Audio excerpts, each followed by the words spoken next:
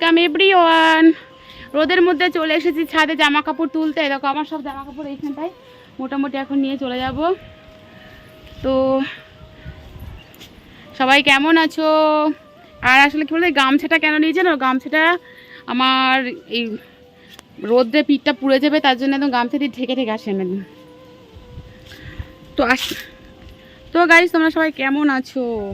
আশা করছি তোমরা সবাই খুব খুব ভালো আছো।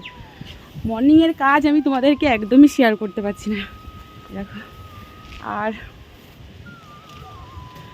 এই দেখো গাছে একটা পেঁপে পেকেছে, দেখেছো? এই দেখো, এই দেখো, এটা কালকে পাড়া হবে, ঠিক আছে? লাল হয়ে গেছে। এই একটা দেখো, এটাও লাল লাল ভাব এসে গেছে মোটামুটি। আর মেঘ মেঘ করছে, রোদও উঠছে, পাখির কলরব দেখেছো? আকাশটা ওইদিকে দেখো, কি হয়েছে?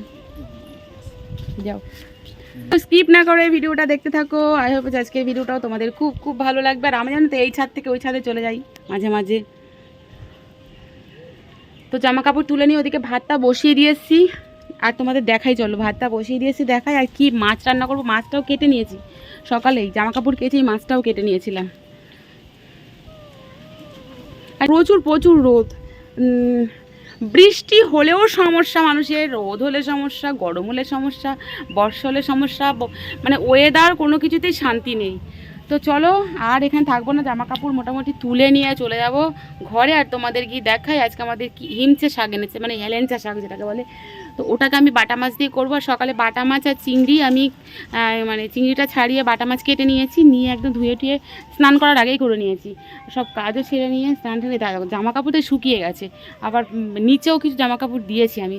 তো চলো বেশি বকবক না করে চলো আর কি করি সেটা তোমাদের শেয়ার করব, সাথে থাকো।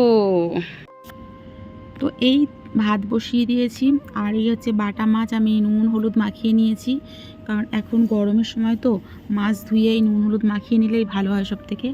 আর বাটা মাছের নিচে আছে চিংড়ি মাছ। আর এই বাসনগুলো ঘরে যাবে। আর এই হচ্ছে হেলেঞ্চা শাক বা হিমচে। আমরা তো হেলেঞ্চা শাক বলে জানতাম, কিন্তু এখানে শ্বশুরবাড়িতে এসে এটা হিমচে শাক বলে। যেমন লোটে মাছকে নিংড়ে নাকি একটা মাছ বলে, আমরা লোটে মাছ নামেই জানতাম। তো ওদিকে ভাত হচ্ছে আর আমি ঘরে চলে এসেছি, এত গরম। তো ঘরে বসে এদিকে ছাদ থেকে জামা কাপড়গুলোও নিয়ে এসেছি, ছাদে গিয়েছিলাম, খুব গরম হচ্ছে, তো ঘরের মধ্যে ফ্যানের তলায় বসে বসেই শাকগুলো বেছে নিচ্ছি। আর তোমরা যদি এই গরমে বা শীতেই বা যে সময়, গরমে তো মানে জবাব নেই, এই তেঁতোর মানে তিতো খেতে গরমে যে এতটাই ভালো লাগে। আর এই যে রেসিপিটা আমি করবো, এই রেসিপিটা একবার মানে তুমি এই রেসিপিটা দিয়ে পুরো ভাতটাই খেয়ে নিতে পারবে, একটু তেতো লাগবে না, মানে বাচ্চারাও খেতে পারবে, এত সুন্দর। মানে আমার এখানে জায়ের ছেলেমেয়েরাও খায়, ওরা এমনি তেতো খায় না। কিন্তু ফাইনালি আমার শাকটা বাছা হয়ে গিয়েছে। তবে আজকে শাকটা সেরকম ভালো না, একটু শক্ত শক্ত টাইপের। এখন গরমের সময় তো তেতো খাওয়া ভীষণই ভালো মাঝে মাঝে। তো এই দেখো শাক ধুয়ে নিয়েছি, আলুও কেটে নিয়েছি, এখানে রসুন ছাড়িয়ে নিয়েছি, লঙ্কা, আর এদিকে মাছ। আর এই কড়া গরম হয়ে গিয়েছে, তেলও দিয়ে দেবো, মাছটা ভেজে নেবো। আর এই কাটাপোনার মাছটা পরে রান্না করব, সেটা তোমাদের অল্প শেয়ার করব। তো ফাইনালি আর রেসিপিটা সর্ষের তেল দিয়েই করবে, সর্ষের তেল দিয়ে বেশি টেস্টফুল লাগে, বিশেষ কিছু লাগবে না। তো মাছগুলো আমি পুরো ভেজে নিচ্ছি, দেখো 4টে মাছ যেহেতু সেজন্য একবারেই দিয়ে দিচ্ছি। যদি তোমরা কেউ বাজারে পাও বা অনেকের বাড়িতে পুকুর আছে, পুকুরেও হয় এই মানে হেলেঞ্চা শাক। আর তো এই শাকটা মানে খেলে না প্রেশারের ক্ষেত্রেও ভীষণ ভালো, মানে উচ্চ রক্তচাপ কমাটা মানে কমে আর কি, ভালো আর কি। তো এই শাকটা পেলে এখন গরমে একবার আমার মতন ট্রাই করো, ভীষণ ভালো লাগবে। যে খেতে চায় না সেও খাবে। আর যে ওই হেলেঞ্চা শাকের যে গন্ধটা না, সেই গন্ধটার জন্যে একটা সিক্রেট আছে, সেইটা রান্নার সময় তোমাদের দেখাচ্ছি, ওইটা ইউজ করলে গন্ধটা লাগবে না। মোটামুটি মাছগুলো ভেজে নিচ্ছি, দেখো আমি মাছ কিন্তু একটু কড়া কড়াই ভাজি। তো দেখো মাছ ভাজা হয়ে গেছে, জাস্ট নামিয়ে নেবো মাছগুলো।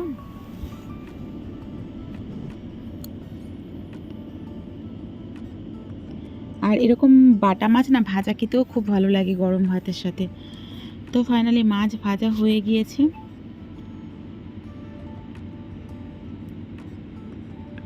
ভাবলাম সকালে তো তোমাদের কাজ শেয়ার করতে পারলাম না, তো আজকে একটু তেঁতুল রেসিপি শেয়ার করি, যা এই গরমে সবার পক্ষে কাজে লাগবে, সবারই কাজে লাগবে। তো ভিডিওটা প্রথমে লাইক দিয়ে শুরু করে দিও। আর এই যে আলুটা দেবো, সেই আলুটা আলাদা করে ভেজে নিচ্ছি। আর কেউ স্কিপ করো না, প্রথমে তোমাদের বলেছি যে কেউ স্কিপ করো না, আবারও বলছি কেউ স্কিপ না করে রেসিপিটা দেখতে থাকো। যদি স্কিপ করে যাও মাঝে মাঝে তাহলে তো জানতেই পারবে না যে আমি রেসিপিটা কিভাবে করলাম। আর এত গরম এখনও সামনে, প্রচুর গরম পড়বে, তো মাঝে মাঝে নিজেরাও খাও, বাচ্চাদেরও খাওয়ার চেষ্টা করো। তেতো তো খেতে চায় না অনেক বাচ্চাই, তো এইভাবে করলে অবশ্যই খাবে। আমি উচ্ছে পাতাও এইভাবে করেই, একটুও তেতো লাগে না, যে বাচ্চা তেতো খায় না সেও খেয়ে নেয়। তো দেখো আমি তেলেই শুকনো লঙ্কা ফোড়ন দিলাম, আর এই যে রসুন নিয়েছিলাম থেতো করে দিয়ে দিলাম, কারণ এই রসুনের গন্ধ। আর দেব রাঁধুনি ফোড়ন। তো এই গন্ধের মানে রাঁধুনি আর ওই রসুন শুকনো লঙ্কার গন্ধে তারপরে কাঁচা লঙ্কাটা এখন দিয়ে দিলে ভালো হতো, আমি স্কিপ করে গেছি, কাঁচা লঙ্কাটা পরে দিচ্ছি। এর গন্ধে যে হেলেঞ্চা শাকের যে একটা কেমন একটা গন্ধ হয় না, অনেকে ওই গন্ধের জন্য খেতে পারে না, তো ওই গন্ধটা পুরোই নষ্ট হয়ে যায়। তো তারপরে ভেজে রাখা আলুগুলোও দিয়ে দিলাম, আর দিয়ে দেবো আদা বাটা আর জিরে বাটা। আর এখানে কিছু দেওয়ার নেই। এবার নুন হলুদ দিয়ে দেবো। কাঁচা লঙ্কাগুলো তখন তেলের ওপর দিলে ভালো হতো। তো এখন ওই যে তেল আছে, তেলের মধ্যে কাঁচা লঙ্কার একটা সেন্ট আলাদা হয়, কাঁচা লঙ্কা ভাজা তরকারিতে। তো সেজন্য তেলের ওপরে এই দিয়ে দিলাম, তেল অল্প অল্প আছে। তো ভালো করে জাস্ট এখন একটু কষিয়ে নেবো। হলুদও দিয়ে দিচ্ছি, যেমন আমি করছি এইভাবেই, দেখে দেখে, একটু স্কিপ করবে না। আমি কিন্তু একদম স্কিপ করিনি, একদম স্টেপ বাই তোমাদের দেখিয়ে দিলাম। এইভাবেই করো, আর করে একবার খাও। খাওয়ার পরে আমাকে অবশ্যই কমেন্ট করে জানিও যে তোমাদের রেসিপিটা কেমন হয়েছিল, তেতো লেগেছে কি না। দেখো ভালো করে কষিয়ে নিতে হবে। জলের পরিমাণটা খুবই কম দেবে, এই শাকে জলের পরিমাণটা একদম অল্পই লাগে। আমি একটা বাটিতে নিয়ে 1 বাটি জল দিয়ে দেবো আর কি। এই বাটিটার 1 বাটি জল দিয়েছি। জাস্ট এবারে শাকগুলো ওপরে দিয়ে দেবো, যেহেতু আলুটা ভাজা ছিল গলে গলে এসছে। আর শাকটা দিয়ে কষাবে না, শাকটা এরকম জলের ওপরে দেবে। শাকটা দিয়ে কষালেই কিন্তু তেতো হয়ে যাবে। তেতো রান্না করার একটা সিক্রেট আলাদা। তো আর এটা যদি তুমি এই শাকটা একটু শক্ত শক্ত ছিল বলে আমি ঢেকে দিয়েছি, না ঢেকে রান্না করলে আরও বেশি ভালো, একটুও তেতো লাগবেই না। তো তার উপরে মাছগুলো দিয়ে দিচ্ছি। আর এই রেসিপিটা আমার শাশুড়িমা খেতে ভীষণ ভালোবাসতো। তো এই দেখো ঢেকে দিলাম। এবার ঢাকনাটা তুললেই জাস্ট আমার রেসিপিটা একদম কমপ্লিট। দেখো, আর রান্না জলদি, টাইমও লাগে না এই রেসিপিটা করতে। দেখো হয়ে গেছে। আর যদি এটা গরম ভাতে খাওয়া যেতে পারে তো অন্য আর কোনো রেসিপি লাগবে না, এটুকু আমি বলতে পারি। তো ফাইনাল এই হয়ে গিয়েছে, জাস্ট এই যে নামিয়ে নিলাম। তারপরে চলে আসলাম কাটাপোনা। আমার আগের দিন এনেছিল, হাফ করেছিলাম আর এই হাফ রেখেছি। তো এই যে করবো একটু কালিয়া টাইপের। তো এদিকে পাপা শোনা এই মাছ খাবে না, ও বলছে আবার ডিম খাবে, তো ওর জন্য আবার 2টো ডিম সিদ্ধ করে নিয়েছি।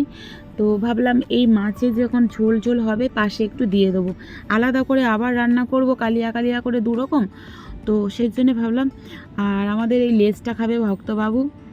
তো আজকে মাছের পরিমাণটা বেশি নেই আমি কিন্তু মাছ অনেকটা করেই রান্না করি। আমার জন্য অল্প মাছ হলে চোখে ধরে না, অল্প মাংস হলে কোনো কিছু অল্পতে আমার চোখে ধরে না, বেশি বেশি করে রান্না করি আমি সবসময়। খাই একটু দিলাম কাউকে এরকম। আর আমাদের ভক্ত কুকুর আছে, বিড়াল আছে, মাছগুলো আমাদের একটু বেশি লাগে। তো এই দেখো মাছটা ভেজে নিয়েছি। আমি কিন্তু বিশেষ মাছ মাংস খাই না। আর এই ডিম 2টো পাপা সোনা খাবে। তো ও হচ্ছে গিয়ে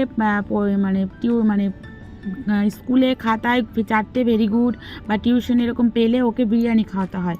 তো এবার বিরিয়ানিটা আজকে বলেছিল এই গরমে আর হলো না, তার জন্য ও ডিমটা বাহানা করেছে বলে সেই কথাটাই মানলাম।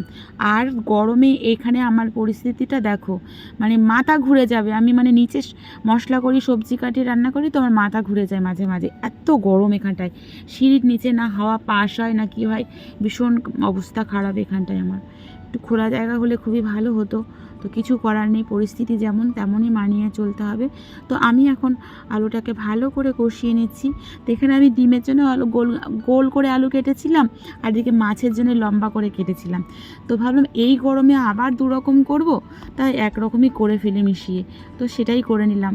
মাঝে মাঝে আর কি করা যায়, শর্ট বুদ্ধি মানে এরকম করে নিতে হয়। তো ফাইনালি এই দেখো আমিও এখানে জল দেওয়ার পরে মাছগুলো দিয়ে দিচ্ছি, তারপরে সাইডে ডিম দুটো দিয়ে দেবো। এই দেখো। তো ভিডিওটা কেমন লেগেছে অবশ্যই কমেন্ট করে জানিও, আর পারলে অনেক অনেক করে শেয়ার করো, রেসিপিটা সবারই কাজে লাগবে। তো এই দেখো আমার মাছের কালিয়া হয়ে গেছে। তো ভিডিওটা দেখার জন্য অসংখ্য অসংখ্য ধন্যবাদ। Good evening, tata. নেক্সট দেখা হচ্ছে তোমাদের কাছে নতুন ভিডিওর সাথে। জয় রাধে মা।